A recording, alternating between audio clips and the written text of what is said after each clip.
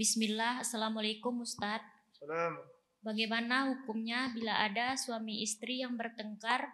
Di setiap bertengkar, suami sering mengucapkan kata talak sampai mengucapkan kata talak 3. Sementara mereka masih suami istri yang tinggal serumah. Apakah masih sah pernikahan mereka, Ustadz? Sedangkan saksi yang mendengarkan saat mereka bertengkar itu tidak ada. Baik. Nah, untuk masalah talak tidak harus ada saksi. Untuk masalah talak tidak harus apa? Ada saksi antara suami dan istri. Ketika suami sudah mengucap masalah talak, sudah mencerai istrinya, mereka bertengkar tapi dia masih fokus, masih berakal. Karena kita ada hadis berkata la talaqa fi ighlaq. Tidak ada talak ketika ada apa? Akal sudah tutup karena kemarahan. Sehingga ketika ada apapun di tangannya, mungkin dia mukul orang yang menghadapnya, mungkin membunuhnya tanpa dia sadar. Ketika dia masuk ke dalam kategori ini, maka apapun yang dia melakukan, dia tidak akan dihisab. Paham? Apa dia mengucapkan tidak akan sah. Kenapa? Karena talak. Perhatikan masalah fiqhiyah ini, masalah talak, masalah juwabili. Semua hal-hal yang melalui akad antara dua orang, paham? Terutama di dalamnya apa yang dimaksud oleh orang yang berbicara. Niatnya apa? Paham? Bukan lafaznya apa. Mungkin lafaznya cerai, jelas. Tapi dia tidak berniat sama sekali. Artinya dia tidak sah. Paham?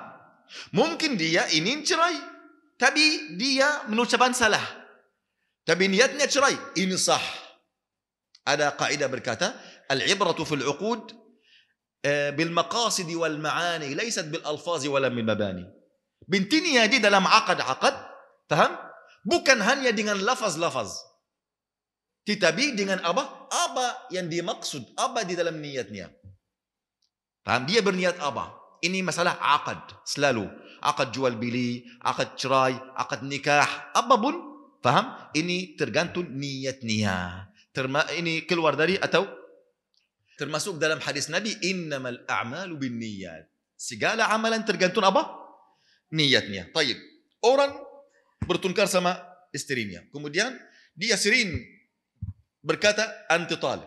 Faham? Tapi dia masih akal. Hanya dia marah.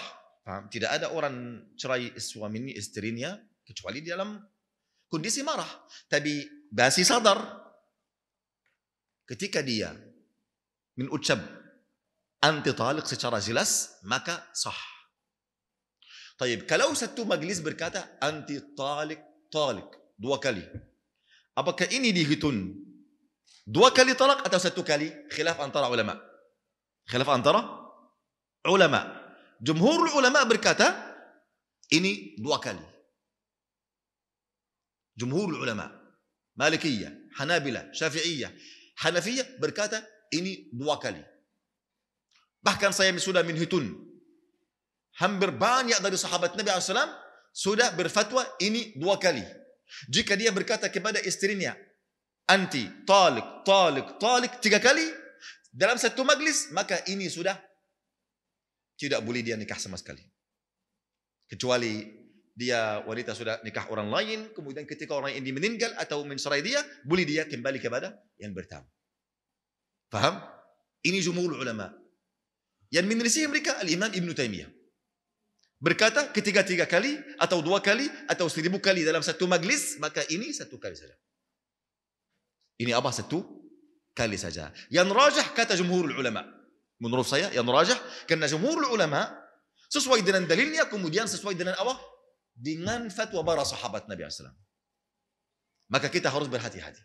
Jika mereka yang sudah melakukan ini masih sebagai suami istri, tidak boleh.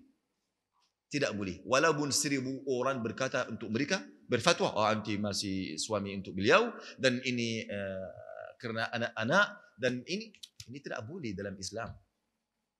Karena itu para ulama dahulu, mereka sangat kabur dari masalah apa? Fatwa di dalam masalah talak. Mereka kabur sekali. Mereka berkata apa? Apakah saya kasih mereka fatwa untuk mereka masih suami istri? Mereka berlazat, saya azab di neraka jahannam. Saya tidak mau fatwa. Paham? Ini secara umum, bukan fatwa khusus untuk kakak yang tanya sekarang, tidak. Secara umum, kalau orang cerai istrinya, dia marah atau tidak, tapi kalau marah dia masih sadar, paham? Akalnya tidak tutup sama sekali, artinya cerai ini sudah sah.